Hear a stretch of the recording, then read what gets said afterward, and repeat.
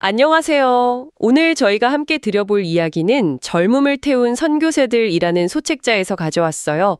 18세기 후반부터 20세기 초반, 정말 모든 게 낯설었을 타국으로 뛰어든 분들의 이야기인데요.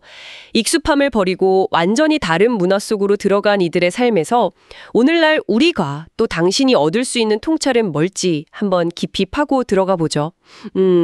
어떤 분들의 이야기가 가장 궁금하세요? 자, 그럼 시작해 볼까요? 첫 인물은 윌리엄 캐리, 현대 선교의 아버지라고 불린다죠. 원래 구두 수선공이셨는데 독학으로 목사가 되시고 국선장의 항해기를 읽고는 복음을 모르는 사람들에 대한 책임감을 느끼셨다니 시작부터가 좀 남다르네요. 하나님으로부터 큰 힘을 기대하려면 하나님을 위해 큰 일을 시도하라. 이 말이 참 강렬하게 다가와요. 네, 맞아요. 캐리는 정말 단순한 열정? 그 이상이었던 것 같아요. 인도에서 40년 넘게 살면서 성경을 무려 44개 언어랑 방언으로 번역하거나 부분 번역했고요. 그리고 인도 고전 문학을 영어로 옮기기도 했죠. 문법책, 사전 편찬에 1818년에 대학까지 세웠으니까요. 세란포 대학이라고. 와, 44개 언어요. 정말 대단한데요? 그렇죠. 정말 대단한 업적인데 근데 더 주목할 점은 그가 세운 선교 원칙들이에요. 이게 뭐냐면 선교사랑 현지에는 동등하다. 그리고 자급 선교 원칙, 그러니까 스스로 재정을 마련해야 한다는 거. 또 현지어로 성경을 보급하고 독립적이고 토착화된 교회를 세우고 현지인 지도자를 키우고 무엇보다 인도 문화와 사상을 깊이 연구해야 한다. 이런 내용들이거든요. 이게 왜 그렇게 중요했냐면요. 당시 서구 중심적인 사고가 팽배했던 시대에 이건 정말 혁신적인 발상이었거든요. 타문화를 존중하고 배우려는 자세. 현지인의 주체성을 강조했다는 점에서 정말 시대를 앞서갔다고 볼 수 있죠. 정말 그렇네요. 단순히 복음만 전하는 게 아니라 그 문화 자체를 존중하고 동등하게 봤다는 거군요. 대단합니다. 자, 그럼 다음 인물은 메리 슬래서인데요. 스코틀랜드 출신 여성이신데 당시 사람 잡는 야만인이라고까지 불리던 현재 나이지리아 지역의 부족에게 혼자 들어갔다는 것 자체가 정말 대담하지 않나요?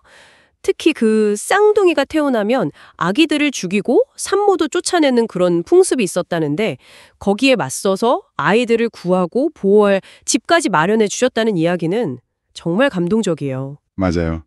슬래서는 용기뿐 아니라 정말 뛰어난 능력도 갖춘 사람이었어요. 우선 언어 습득이 굉장히 빨랐고요. 현지인들과 스스럼 없이 어울리면서 깊은 신뢰를 얻었죠.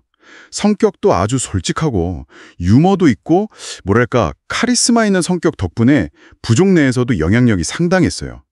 소통 능력이랑 친화력이 정말 중요했겠네요. 네, 그렇죠.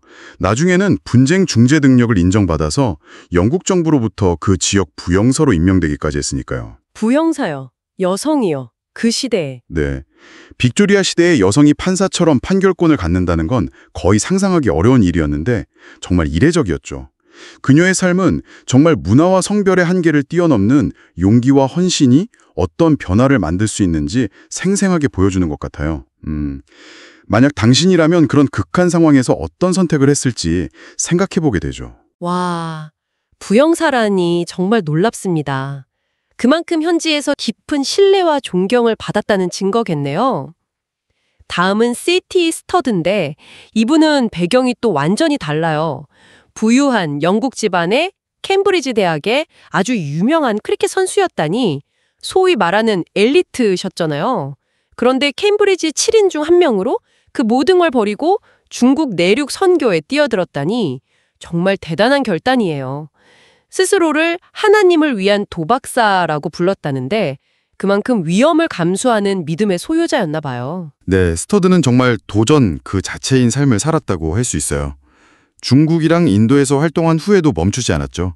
50살이 넘은 나이에 심지어 천시까지 앓고 있었는데도 불구하고 아프리카에 복음이 전해지지 않은 지역으로 떠났어요. 50이 넘어서요. 건강도 안 좋은데? 네.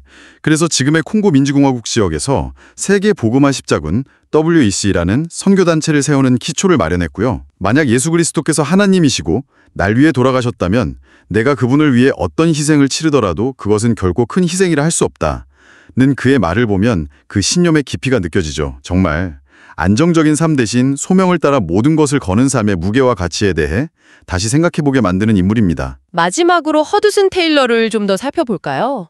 이분은 선교사가 현지인처럼 중국 옷을 입고 생활해야 한다.